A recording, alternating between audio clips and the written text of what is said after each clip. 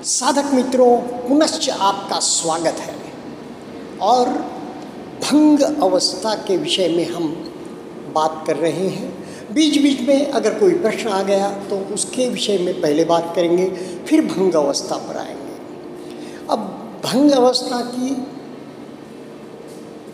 जो बात है उसमें चल रहा था कि भंग अवस्था के बाद क्या, हम में से कुछ साधकों ने, जैसे कि अभी रुद्र प्रताप नारायण जी कह रहे थे, भंग अवस्था का साक्षात्कार कर लिया है। पर मैक्सिमम मेजॉरिटी ऑफ जो साधक मेरे साथ है, हमने भंग अवस्था का कोई ज्ञान प्राप्त नहीं किया है। पर गुरुदेव ने सारी विद्या उंडेल ली है। 10 दिवसीय शिविर में ही गुरुदेव ने हमें बिल्कुल अपने पैरों पर खड़ा कर दिया है।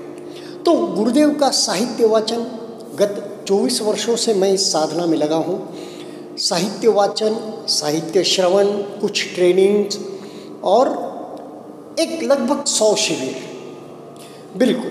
तो इसमें अनेक प्राप्तियाँ हुई हैं, वहाँ मैं आपसे शेयर कर रहा हूँ। भंग अवस्था की बात के बाद गुरुदेव क्या कहते हैं?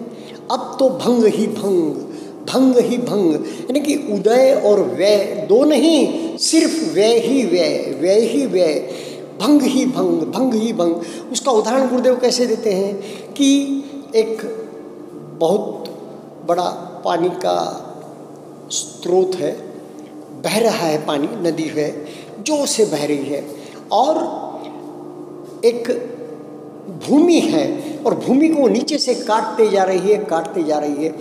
फिर जब एक ही झोंका आता है पानी का, जोर से बहाव आता है और भरभरा कर सारा ऊपर का जितना भी ऊंची चट्टान हो, ऊंचा पहाड़ हो, पूरा के पूरा गिर जाता है, क्योंकि नीचे से पूरी तरह से उस पानी के बहाव ने उसे धीरे धीरे धीरे धीरे बरसों में और युगों में काट दिया था। तो इस प्रकार भंग अवस्था के बाद क्या होता है कि बस भंग ही भंग, उदय नहीं व्यय ही व्यय दिखने लगता है। उदय हो, फिर कुछ देर वहाँ संवेदना चले और उसके बाद व्यय नहीं, बस संवेदना उठी और समाप्त, उठी और समाप्त, तो उठी भी गायब हो जाता है। जैसे विज्ञान में सिर्फ क्या रहता है, घटना घट रही है, दृष्टा भी गायब, दृश्य भी चल रहा है, बाकी कुछ भी नहीं। इस प्रकार की अवस्था व्यय ही व्यय, भंग ही भंग, भंग ही भंग कहते गुरुदेव। और साधक मित्रों, जब तक निर्माण की एक डुबकी का साक्षात्कार नहीं होता है, जो शरीर और चित्त के परे की अवस्था है, बस वहाँ पर संज्ञा है नहीं है ये कह नहीं सकते। बिल्कुल ऑसिलेशन, धीरे धीरे थोड़ा सा चल रहा है, नहीं चल रहा है, इस प्रकार की स्थिति। जैसा गुरुदेव कहते हैं ना, आनापान में ही जब गहराई से हम आनापान करते हैं, दीर्घ शिविरों में जब आनापान करते हैं, एक अवस्था आ जाती है कि जैसे सांस रुक ही गया। अब रुक, सचमुच वास्तव में रुक गया क्या?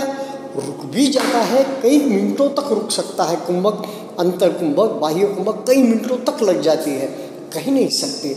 लेकिन कभी कभी एक आभास भी होता है जो हमारे मन में रहता है, उसका बाह्य प्रकटीकरण होता है। जैसे मन में है कि भाई कुंभक लग जाता है, कुंभक लग जाता है, धीरे धीरे सांस धीमी पड़ती गई, विचार धीमे पड़ते गए, फिर सांस धीमी पड़ती गई, विचार धीमे पड़ते गए, कुंभक लग गए। तो ऐसा, तो अब हम क्या कर रहे हैं, जैसे कि हमारे उपस्थापक आनंद जी की अवस्था थी, वे अनंत नहीं हुए भगवान के जीवन काल में।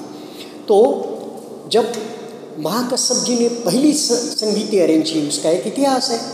तो महाकश्यप जी ने, अग्रश्रावक महाकश्यप जी ने, तो 499 अरहंत उसमें महासंगीति में आ गए, जिसमें बुद्धवाणी का फिर से एक बार भगवान बुद्ध के जाने के बाद 6 महीने के अंदर संगायन, ताकि तालमेल किया जाए, प्रैक्टिकल, थियरी और शब्द शब्द भगवान के, कहीं गलती से कोई उसमें मिलावट ना आ जाए। ऐसी मिलावट करना तो बहुत बड़े पाप की बात है, बहुत बड़े दुष्कर्म की बात है, ऐसा कोई नहीं करेगा। लेकिन उसे फिर से एक बार सही ढंग से लगाया जाए, ताकि फिर त्रिपिटक के रूप में वहाँ आई। तो यह जो वाणी है, हमारा जो विषय चल रहा था, तो अब बात यह आ गई कि उसमें 499 अरहंत आ गए, लेकिन जब तक आनंद उसमें नहीं है तो उस संगीत को या उस संगठन को जो वेरीफाई करने वाला है या जो वाणी फिर से संग्रहित करने वाला है, उसे पूर्णत्व प्राप्त नहीं होगा। ऐसे बहुत से मैक्सिमम अरहंतों की, सभी लोगों की यह राय थी, क्योंकि भगवान के अंतिम 25 वर्ष में आनंद उपस्थापक उनके साथ छाया की भांति थे, और हर उपदेश भगवान का, आनंद को भगवान वहाँ पर आनंद हो न हो फिर से सुनाते थे, वह उनकी एक कंडीशन ही थी। तो आनंद से सीखकर अनेक जो साधक थे अरहंत अवस्था को पहुँच गए, जहाँ की आनंद सिर्फ श्रोतापन्न ही रहे। तो वैसे अब हमें भंग अवस्था की प्राप्ति तो नहीं हुई मुझे तो, लेकिन फिर भी श्रुतमय प्रज्ञा के तौर पर, चिंतनमय प्रज्ञा के तौर पर यह ज्ञान अवश्य हमारे पास रेडी रहना चाहिए, क्योंकि जब भी यह अवस्था प्राप्त होगी, आएगी तो सही अवस्था, तो उस वक्त हमारी स्थिति किंग कर्तव्य विमूढ़ न हो जाए, हम मोह मूढ़ता में न चले जाए। इसलिए कम से कम, जैसा एवं में सूतम हर सूत्र के लिए कहा गया है कि ऐसा मेरे द्वारा सुना गया कि भगवान ने इस जगह पर, इस कॉन्टेक्स्ट में, इस परिवेश में, इस माहौल में, इन व्यक्तियों के, इन साधकों के सामने यह बात कही। तो एवं में सुतम, वैसे ही कहा गया भगवती श्रुति, हर ज्ञान भारतीय संस्कृति में श्रुत ज्ञान ही आया हुआ है, और उसके बाद उसका चिंतन करना चाहिए, उस पर चिंतन होना चाहिए, तो उस प्रकार हम उसका ज्ञान प्राप्त करें। अब गुरुदेव यहाँ पर एक कहते हैं कि जब जब ऐसी सुखद संवेदनाओं की लहरें, यानी कि प्रीति प्रमोद के बाद पसद्दी के बाद धारा प्रवाह जब अंदर बाहर दोनों जगह पर चल रहा है, तो जो अवस्था आती है भंग अवस्था, हर अणु परमाणु शरीर का देख लिया कि बस व्यय ही व्यय। तब गुरुदेव कहते हैं जब ऐसी अवस्था आती है कि जो बहुत गहरे संस्कार अनेक जन्मों के दबे हुए हैं, ज्वालामुखी की तरह अंदर बहुत गहराई में है, वे उभर कर आते हैं। निखंब पहान जिसे कहते हैं, तदंग पहान तो जब भी साधना में हम बैठे होते रहता है तदंग पहान, पर हमें जागरूकता नहीं छोड़नी चाहिए। तो जागरूकता के बगैर हम पहान को जान नहीं सकते, पहान का अनुभव नहीं कर सकते, साक्षी भाव नहीं रख सकते।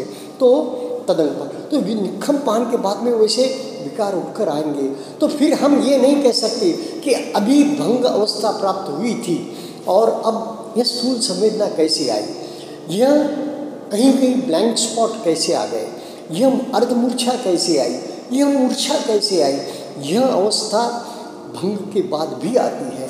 गुरुदेव अनेकों बार कोई साधक उस मुकाम पर पहुंच जाता है और फिर विचलित हो जाता है, अगर सही मार्गदर्शन मुझे याद ना आए। वैसे तो इस भगवान बुद्ध की अब हमारी परंपरा में ऑटोमेटिक उसको आगे का रास्ता दिखाई देने लगता है। आप 4 कदम चले उसके आगे बिल्कुल दिखाई दे। जैसे भगवान बुद्ध के समय ही अनेकों प्रश्न लेकर साधक आ जाते थे साधना के विषय में, तो भगवान बैठे हैं और उनको मौन है भगवान, वे भी मौन है, और साधक को अपने प्रश्नों के जवाब बिना प्रश्न किए ही मिल जाते थे। उस प्रकार की अवस्था आती है। फिर भी हम हमारी ओर से बिल्कुल सशस्त्र हो जाए, हम हमारी ओर से बिल्कुल माहिती के तौर पर, श्रुतमय प्रज्ञा के तौर पर, चिंतनमय प्रज्ञा के तौर पर बलिष्ठ हो जाए, ताकतवान हो जाए, स्थिर हो जाए, ताकि हमें ऐसे ऐसे स्थानों पर योग्य मार्गदर्शन ऑटोमेटिक स्फुर जाए, हमें मालूम रहे कि आगे की क्या अवस्था है, आगे हमें किस प्रकार अनित्य बोध जगाना है। अब अनित्य बोध जब मुझे पूछा गया, अपने मित्र ने चलते चलते ने पूछा, उस वक्त बोलना रह गया कि अनित्य बोध और समता एक ही है, यह तो देखे हमने, लेकिन जो बदल रहा है यही अनित्य बोध है। चेंजिंग चेंजिंग चेंजिंग, क्या चेंजिंग नहीं है? तो यह भंग अवस्था भी बदलती है। बदलती क्यों है?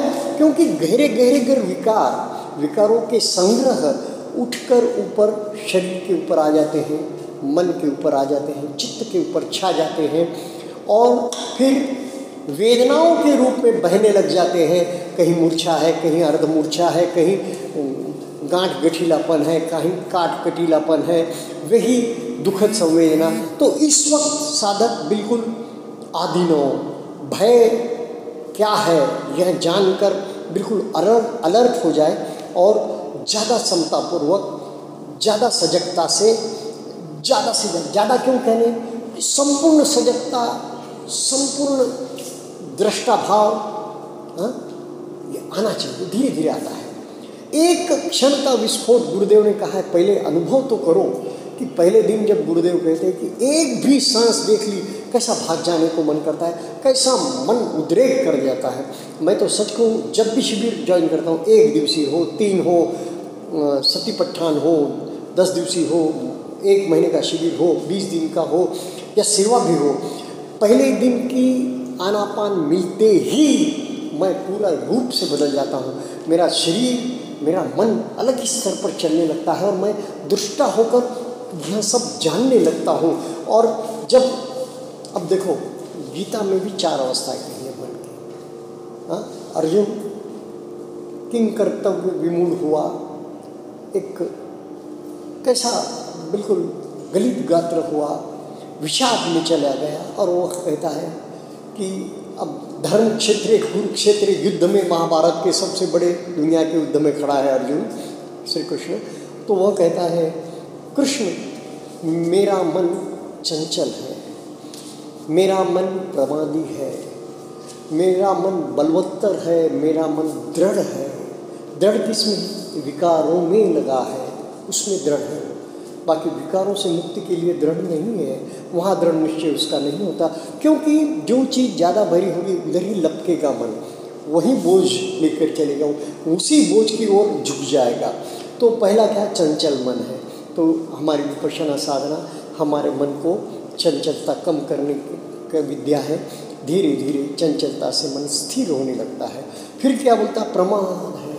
तो हम प्रमाद में चले जाते हैं। अनेकों बार हम देखते हैं कि साधना में हम अप्रमादी नहीं होते, तो बहुत से बिंदु हमारे हाथ से छूट जाते हैं। साधना में शारीरिक रूप से, भौतिक रूप में तो बैठे हैं, पर बाकी छूट जाता है। फिर प्रमादी है, बलवत्तर, बहुत बलवान है मन। देखें हमने मन की शक्ति कैसे भागने को प्रवृत्त करता है। पहले दिन गुरुदेव कहते हैं 5वें दिन, और फिर तो कभी भी विपश्यना का गहराई से 4थे दिन से 5वें दिन अभ्यास होगा, 6ठे दिन भागने को मन करता है, ऐसे गुरुदेव कहते हैं। मतलब फिर कभी भी हो सकता है। तो साधना से च्युत करने के लिए विकार भारी प्रबल होते हैं। तो बलवत्तर, दृढ़ क्या है? दृढ़ क्या है? ये जो विकार है इसने इसको इतना दृढ़ बना दिया है कि ये विकार उसे छोड़ना नहीं चाहते। चलो ठीक। तो इस प्रकार हमने देखा भंग अवस्था के बाद में इस प्रकार की अवस्था आती है और साधक ने इस अवस्था में स्थित प्रज्ञ होकर, तटस्थ होकर, अनित्य बोध से समता में रहना चाहिए। तो फिर कहीं जाकर आगे की प्रगति होगी और आगे की प्रगति सोतापन्न अवस्था है। और सोतापन्न हो गए तो उसमें निर्वाण की डुबकी लगती है और वह व्यक्ति पूर्णतः बदल जाता है। जैसे कुछ विकार उसके पूर्णतः चले जाते हैं, कुछ विकारों की गहराई कम हो जाती है, कुछ विकारों की जो है सो उसके ऊपर की जो घनत्व है वह पिघल जाता है और अनेक चट्टानें और अनात्म भाव पुष्ट होता है। भंग अवस्था से क्या होता है? सबसे बड़ी बात जो रह जाती थी, अनात्म भाव। ये शरीर का मैं मेरापन का भाव बिल्कुल क्षीण हो जाता है, चला जाता है, क्योंकि उसने देख लिया कि इस शरीर में कुछ नहीं है। तो फिर अनात्म भाव पुष्ट